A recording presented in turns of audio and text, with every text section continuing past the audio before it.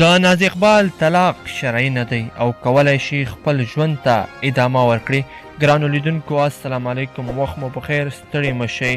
ګرانو لیدونکو د ناز اقبال په هکله را سره تازه او نوې خبرې دي. ویډیو را سره طرفه وګورئ. که مو ویډیو خوښه شوه لایک یې هم کړئ او شیر یې هم کړئ. د ناز اقبال طلاق شرعي نه دی او کولی شي خپل ژوند ته ادامه ورکړي.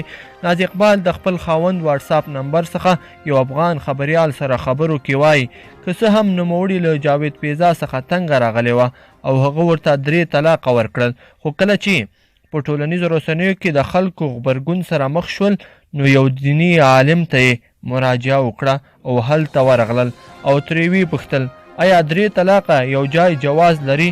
نو هغه عالم ورته په جواب کې داسې وویل دا 3 طلاقه یو طلاق کې حسابیږي، که بیا راتلونکي کې دوهم او دریم بار یې تکرار کړل شي نو بیا طلاق واقع کیږي او بیا باید یو له بل څخه جلا شي.